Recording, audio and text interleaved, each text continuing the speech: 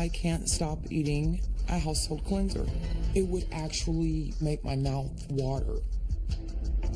It's creepy, I know. Kind of blindsided me, Mom. This is probably one of the worst mouths I've ever seen. All the teeth on top need to come out. It was just too much. It was, Crystal. It was just too much. I'm addicted to tanning.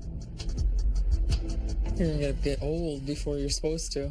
That's why they have Botox. Is there ever a point that you're going to be tan enough? I was completely bleeding through my back and my bottom. My skin actually broke apart. You may die from this.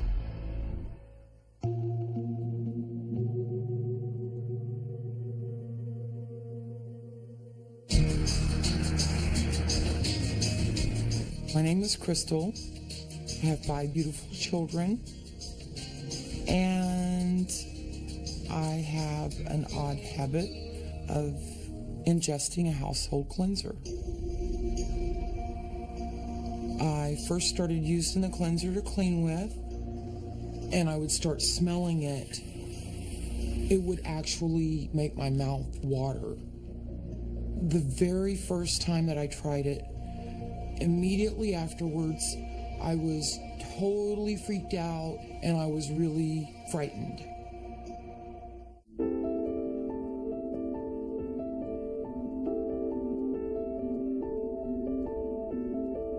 I like the texture, kind of grainy. Sometimes it's kind of like having sand in your mouth. And I like the taste. It doesn't make you high. It doesn't give you a kick. I'm not sure what it is, but it satisfies something in me.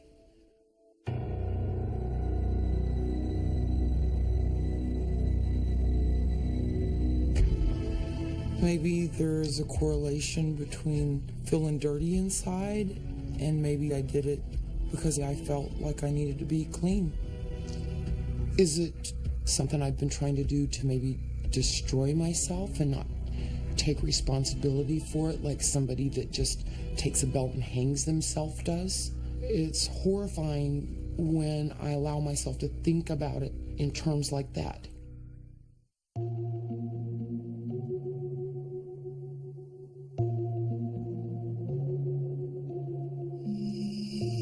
You know, you are one of the most important people in my life.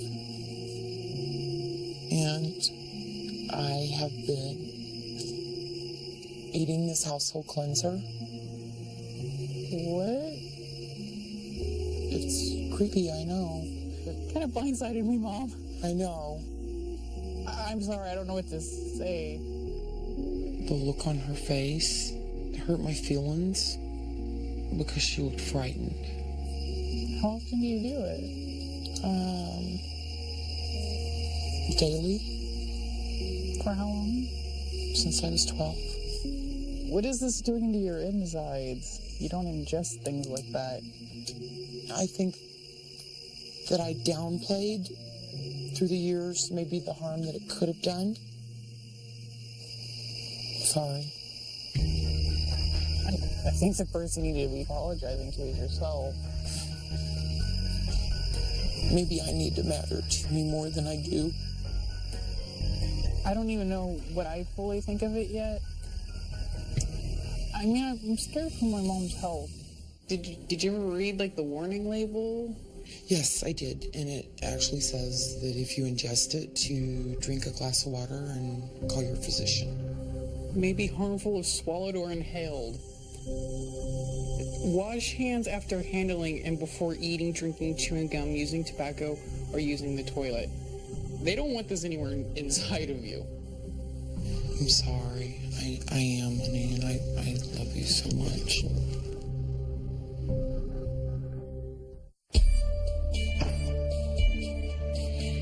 My name is Samantha. I'm 20 years old. I consider myself pretty responsible, independent, like to have fun, and I'm addicted to tanning. My typical tanning day is going to 3 different tanning places, 20 minutes in the bed for an equivalent of an hour a day. You're all set, room 14, center hallway. Thank you. Is bed 3 okay? Yep. You're all set. Tanning is my everything because it makes me really happy. Anytime I'm sad or upset, going tanning just makes me like perk right up. I think about tanning 24/7. I think about tanning when I wake up. I think about tanning in the shower. I don't think there's actually ever a point where I don't think about tanning. I feel that it's so annoying when people tell me about skin cancer because do you think I'm oblivious to it? Obviously, if I'm tanning, I know the facts about it. Need any lotion or eye protection? Thank you. All right. The reason I don't wear goggles tanning is because if you ever look at people that are tan, they have the big white circles around their eyes. I don't want that. I don't want to be a raccoon when I'm done tanning. So I don't wear these because I don't want to look ridiculous.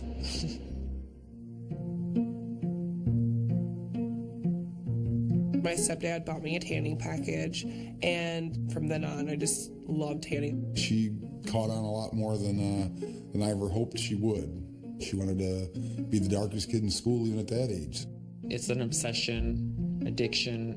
I'm scared for Samantha's whole well-being. My worst experience with tanning was when I had actually came out of the tanning salon and I was completely bleeding through my back and my bottom because I had burnt so bad that my skin actually broke apart.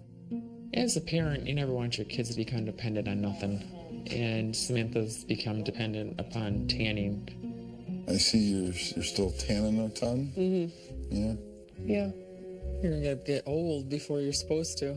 That's why they have Botox, Mom. That is exactly why. You're gonna have to have money for that. I'm not really worried about the premature aging because that's why they have Botox, plastic surgery, facelifts, anything to enhance yourself, they have out there. Do you go to the same place in one day? Oh, you're not allowed to. It's against the law. So you have to rotate around to get your tans in.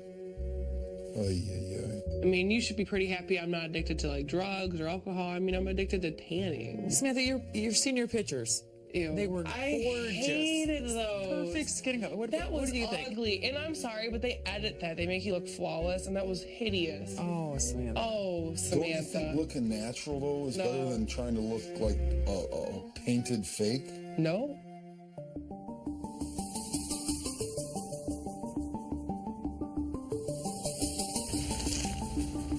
She could be out there from 7, 8 o'clock in the morning until 4 or 5 o'clock in the afternoon, just laying out.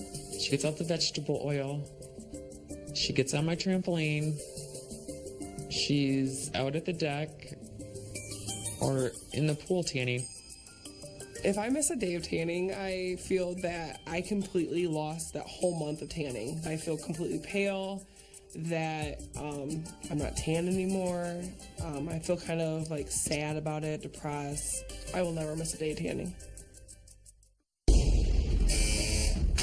I'm nervous about being told you're gonna lose them all. I have some good news and some bad news. But look at your hands again. They look like old people hands. We had to point that out. Exactly. My name is Samantha. I'm 20, and I'm addicted to tanning.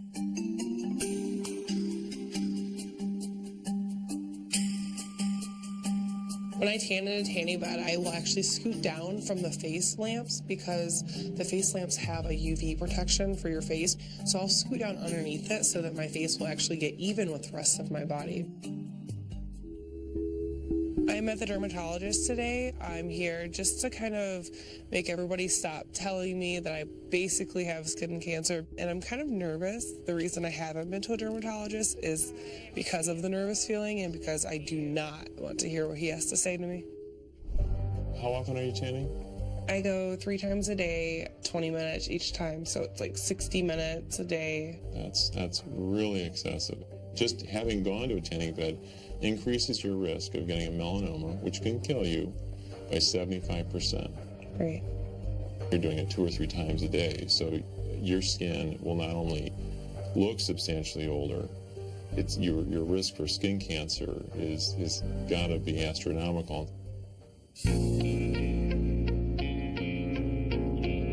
So from starting from your face, you've already developed signs of sun damage and also aging. I mean, you've got lines here around your eyes that are lines that people usually don't get until their 40s. So then we come down to your hands.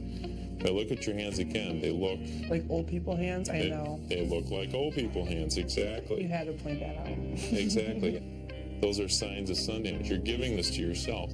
You're actually very fortunate. I don't see any signs of skin cancer, which is great. But the risk of melanoma is still huge in someone like you. I'm pretty excited that the doctor didn't find any skin cancer, so now I can go home and tell people I told you so. Given Samantha's current behavior patterns, I think her future is pretty grim. I think she's absolutely will develop skin cancer at some point, and it may actually kill her. My name is Crystal, and I can't stop eating a household cleanser.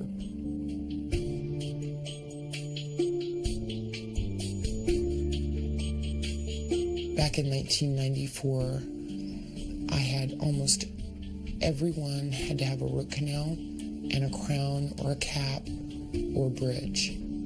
Above my eye teeth, these knots will come up that'll have pus in them. It really concerns me because that's very dangerous. It can kill you.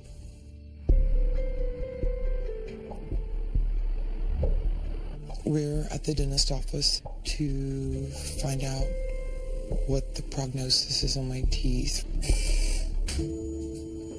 I'm nervous about being told you're going to lose them all, there's no saving them. It's nerve-wracking. I reviewed your health history and I had a chance to look at your x-rays. Okay. And now we can talk about what's going on. My initial reaction when I saw Crystal's x-rays was shock. This is probably one of the worst mouths I've ever seen. It's comparable to someone who is addicted to meth. Okay. How did your teeth get so eroded? I know that you have a history of tobacco use, but...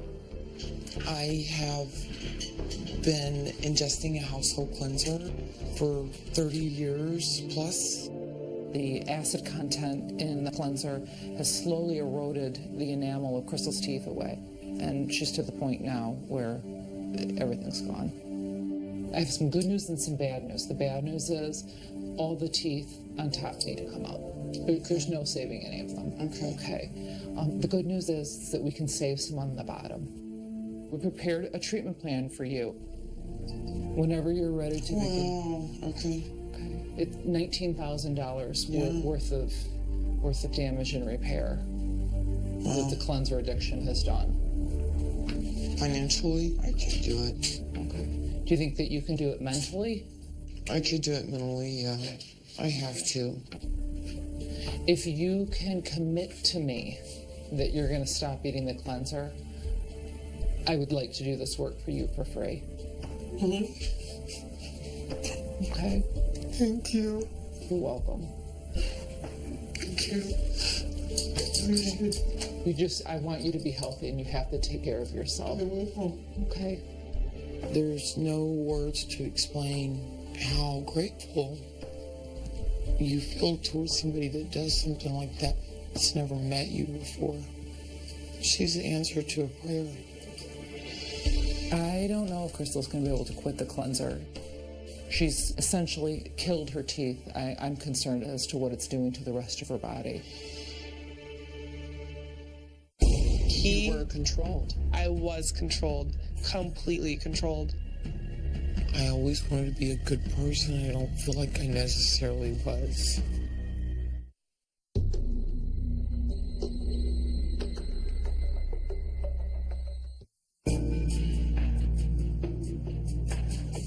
My name is Crystal, and I eat cleanser every day. I believe that seeing a psychologist is a good thing at this point. That's not often that I hear of something like this, someone eating cleanser. What made you start doing that, do you think? I don't know what made me start doing it. When do you find yourself eating the cleaner? Would you sneak it? Was it a sneaky thing? Absolutely sneaky, hidey, secrety. Yeah, it was very... What else in your life was secrety? Oh, wow. I guess the biggest secret that I kept till my 30s was that I was molested. If you're a victim of sexual abuse, You don't feel. You go numb. That's how you survive. Doing things like chewing on cleaner makes her feel alive. I always wanted to be a good person. I don't feel like I necessarily was. Okay, let it out. Take a breath. There's so much emotional conflict going on in her. It's important as you and I work together for you to get in touch with those feelings. So it's not just shoving them down. Are you still using it? I want today to be the first day that I did not do it today. Have you done it today? No. And so you want from this day forward to be true to that? I do. I think anybody that's addicted to anything is absolutely in danger of substituting one addiction for another. My hope is I'm going to substitute something positive for a negative. I used to write, and then I had a fire, lost everything, and I never wrote after that. Wouldn't it be lovely to write down your experiences so someone else doesn't have to go through what you went through? You know what? If one person wouldn't have to go through what I went through, it'd be worth it.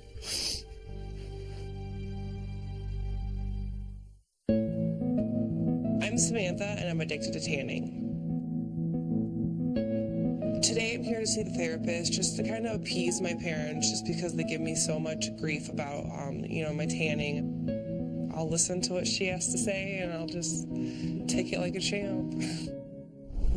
What's the longest period you've gone without tanning? Maybe a day.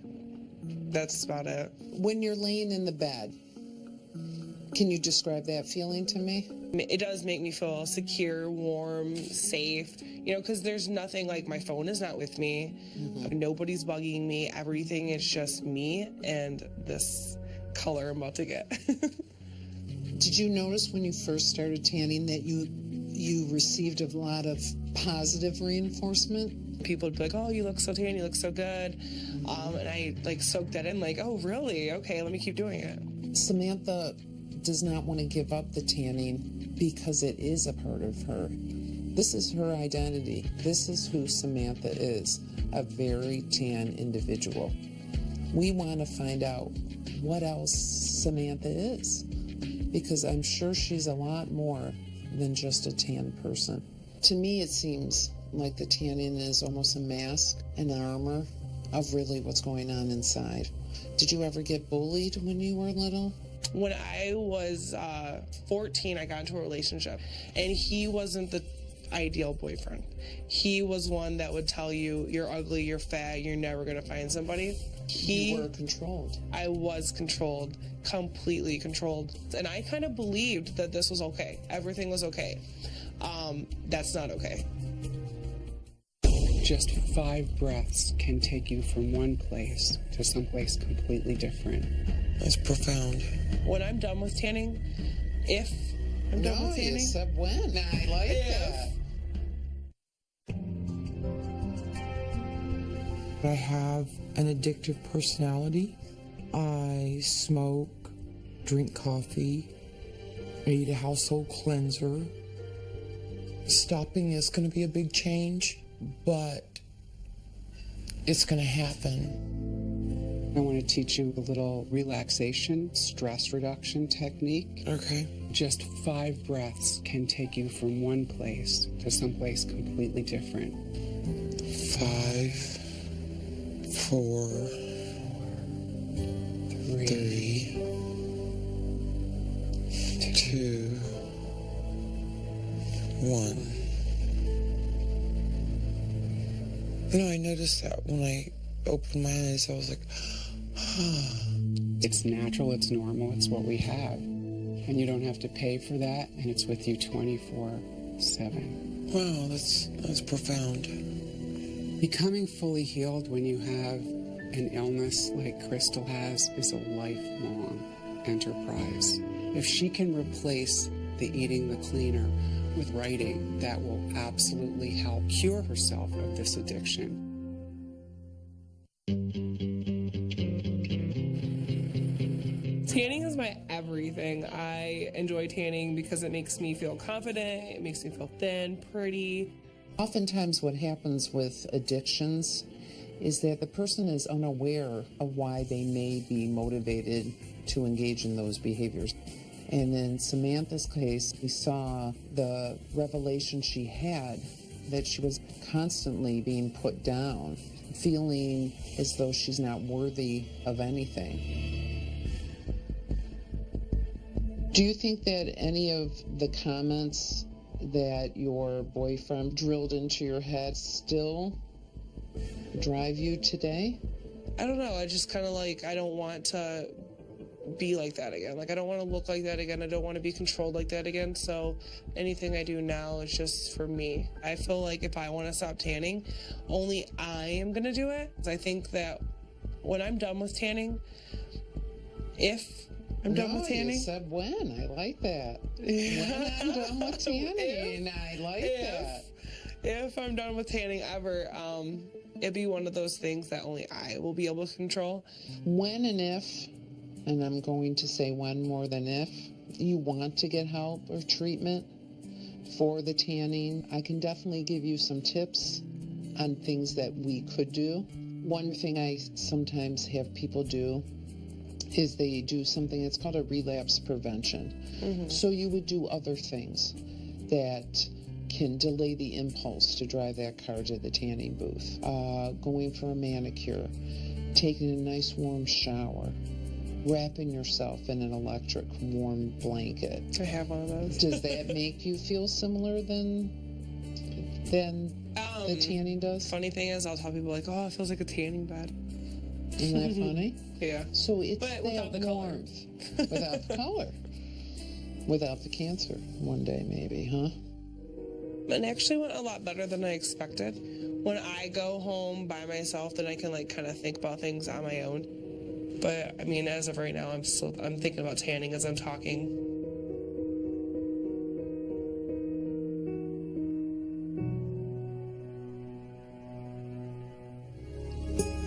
Willpower is going to be the name of the game. And I should never say never, but I think that it's going to be a matter of being able to honestly say, I used to do that and I don't do that anymore.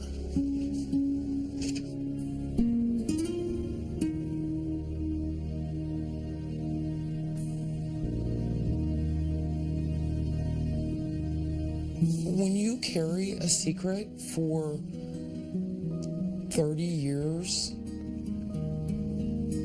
it's a heavy weight. It's a burden. And especially when it's a secret of something that you're doing that could potentially be harmful, it's a weight. And I really am excited to think about that weight being removed.